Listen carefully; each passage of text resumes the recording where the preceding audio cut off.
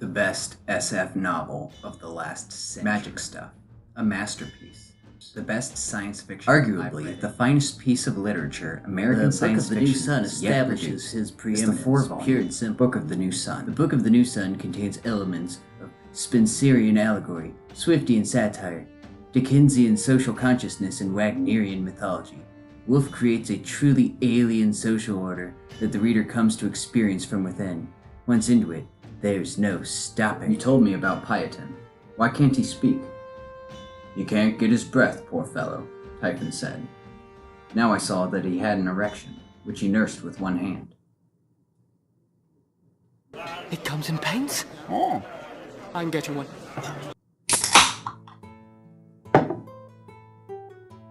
Not so foamy this time.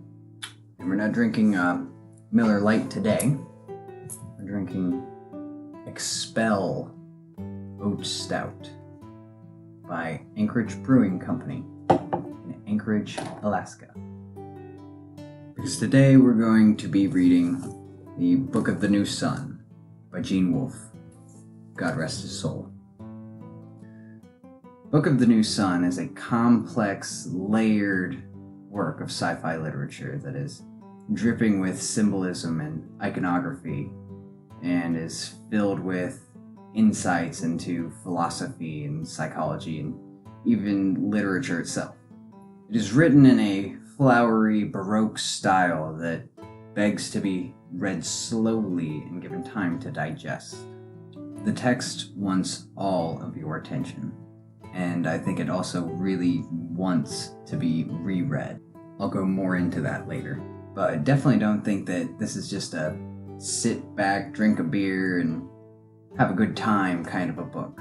This, at least in my experience, the book took a lot of effort on my part to really get everything out of it. There are literally books written about what this book means.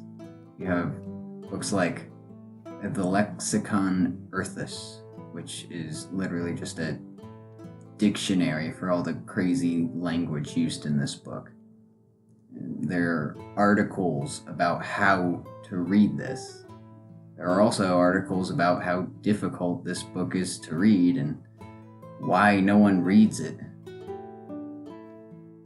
A lot of times when a sci-fi or fantasy novel is really well received and beloved, you get the inevitable comparisons to Tolkien, which Book of the New Sun does get, but also with Book of the New Sun, you get comparisons to Proust. Here's Book of the New Sun being called sci-fi's Ulysses. So why is that? What the hell is this book? I really wouldn't blame you if you'd never even heard of this book before, or if you have heard of it, you only just heard of it due to Gene Wolfe's recent passing. Book of the New Sun is a sci-fi novel set a million years into the future when the sun is dying. It almost reads like a dystopian novel because of how degraded everything is and how oppressive society is, how so much of the technology has been forgotten and goes unused. It's definitely not one of those hopeful, fun futures that you see in other sci-fis. The people in it basically live a European medieval lifestyle, which kind of makes the book read like a fantasy adventure story with sorcery and swords and monsters. It's got witches and magicians, but it's also got robots and aliens. It's got a two-headed cyclopean monster reminiscent of ancient Greek legends, but it also has spaceships. All of this kind of makes the book difficult to categorize. And it's actually pretty amazing that Wolfe was able to combine all of these seemingly contradictory genres and styles and tropes into one seamless story. I think that feat alone is worthy of praise. Beloved sci-fi writer Ursula K. Le Guin once said of Wolfe, "He is our Melville." And I think that the comparison, particularly the Book of the New Sun to Moby Dick, is quite apt.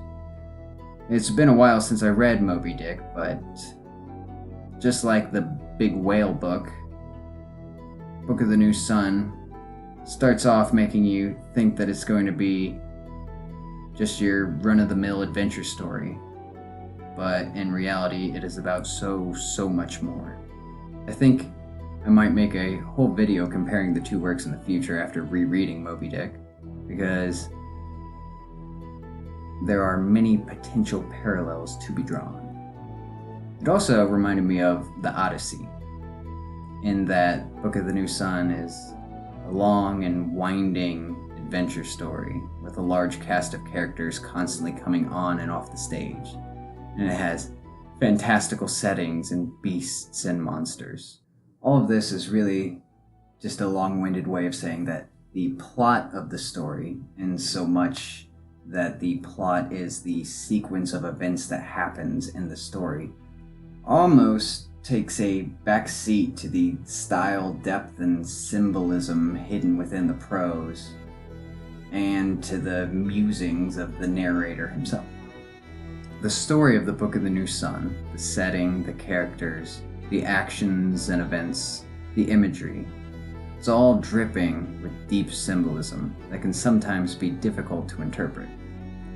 And maybe it doesn't have to be interpreted to be enjoyed.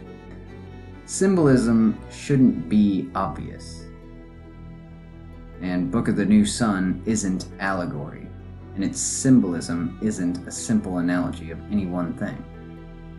A perceptive student of religious iconography can dissect a particular icon and interpret many of the symbols held within it and their meanings. But at the same time, the layman can see the same icon and understand it in his own way, without having studied the meaning of the symbols or the artist's intent in the work. Really, that's the whole point of symbols. They are inherent to the human experience and can be understood on an intrinsic level by anyone. In a way, interpretation can defeat this purpose. All of that is really just to say, if you feel like you want to read this but think it might be too confusing or that you won't get it, you don't need to explicitly understand something to get enjoyment or fulfillment from it. But still, like I said, this book was very challenging. The writing style, while beautiful and poetic, could often become very confusing and even cumbersome at times. Sometimes entire paragraphs were used to explain something that could have been done in a single sentence. And sometimes I would have to double back and reread what I had read because I had gotten lost somewhere in the text, which can get very irritating.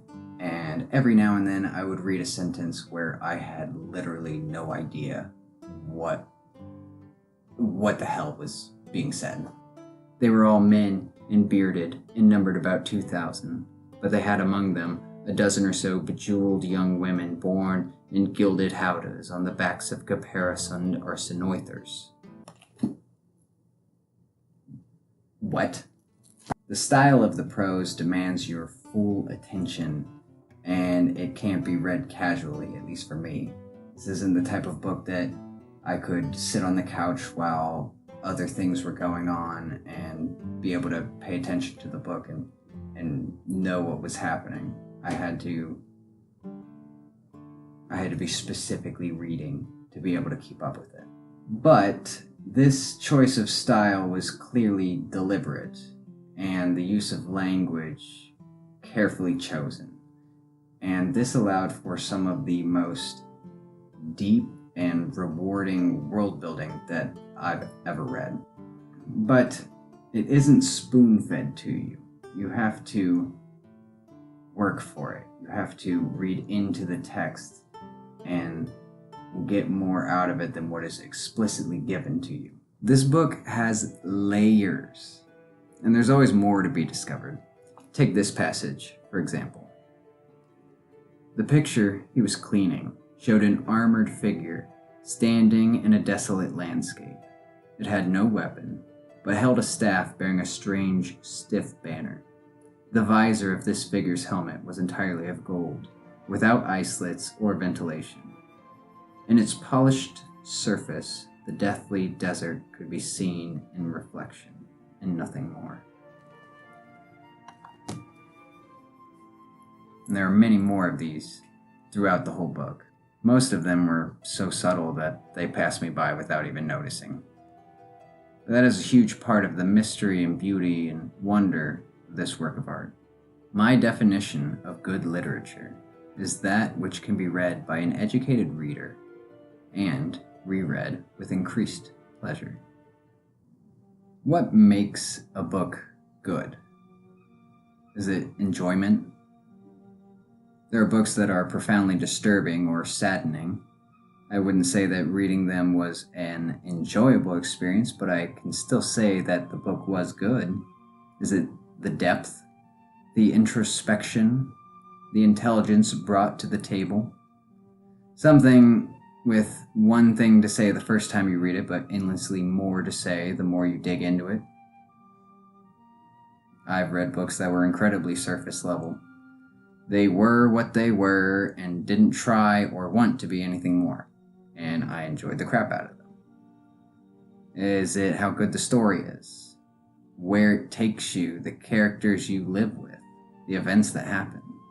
Is it the language? Can something with a very minimal story and very few characters still be good if it is written well? Can the poetic prose of a book elevate a lackluster plot? These are all rhetorical, obviously. Everyone's tastes are different and everyone's opinions are valid. Those are just food for thought. So, should you read this book? It depends. I wouldn't blindly recommend this to everyone, which is why this isn't a why you should read or even a review. I don't even think I'm capable of reviewing a book like this. This is a should you read it. And if you want to, you need to go in with the right expectations. You need to know what you're getting yourself into. If you want to just kick back and down a six-pack with your friends and have a good time, I wouldn't get a heavy, complexly flavored stout. I would get a light beer that you can just drink easily.